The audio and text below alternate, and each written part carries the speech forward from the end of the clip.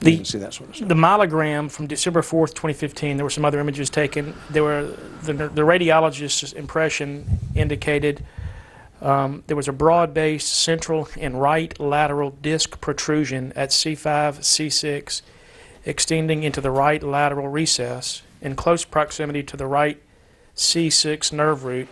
However, no enlargement or displacement of the nerve is identified, and there is no significant spinal canal stenosis, and then mild disc space nearing at C4, C5. What does that mean?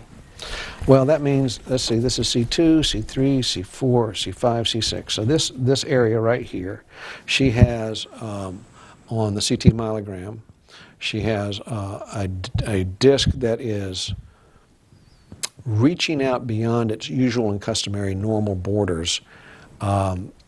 He calls it a broad-based disc protrusion. Now, you have to look at all of this in context.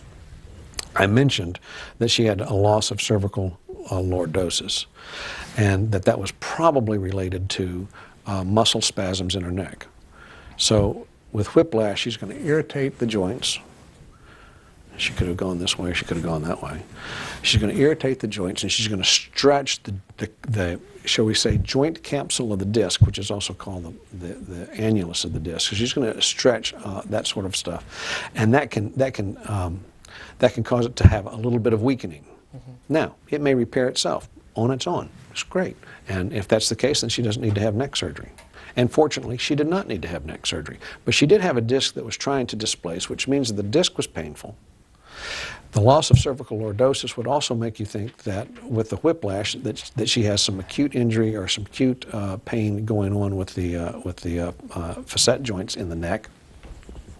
Okay, and you take all of those factors together in a patient that has CRPS, and the very next thing that I worry about is that the inflammation that is present around the disc that's trying to give us a problem here is going to inflame its near neighbor, which is, of course, the nerve. That's not good. So the disc isn't actually touching the nerve, but it's in close proximity? Is that what this is? Oh, yeah. It's in is that something that concerns you? Oh, yes. Was that because of her history? Yes.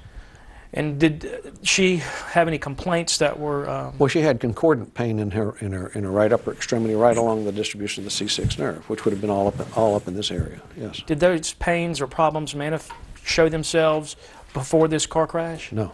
And based on your examination and your physical exam, her subjective complaints to you and your view of the diagnostic testing, is it your medical opinion that these injuries to her neck we've been discussing were related to this car crash? Yes. And is that opinion to a degree of medical certainty? Yes. And based on your training and experience? Yes. Okay. Now, I will say she had at some point some upper extremity issue with her CRPS that looked like it was trying to migrate. And I do not remember now whether it was on the right or on the left. But I do remember that we did some injections here at the base of the neck called stellate ganglion block, which is a type of sympathetic block, like we'd done before, and that calmed that down. Now this was prior to this. So she had a history of me being uncomfortable, having clinical symptoms that made me uncomfortable that maybe she was trying to migrate. And I was able to settle that down with conservative approaches. So that didn't bother me anymore.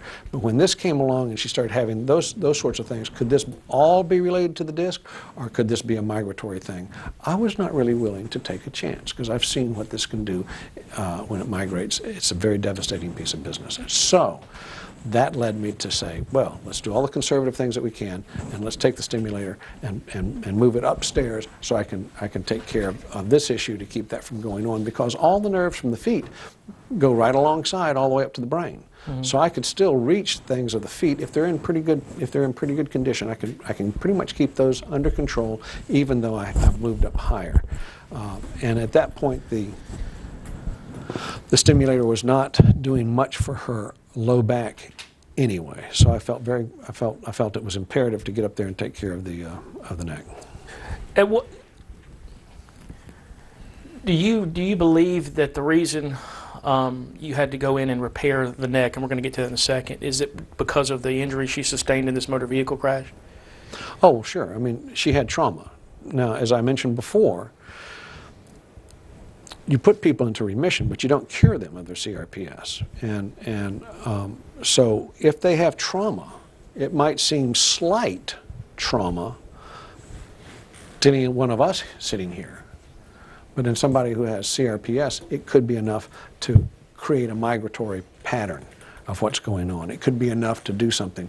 And when you're looking at you know, a broad-based right lateral disc protrusion,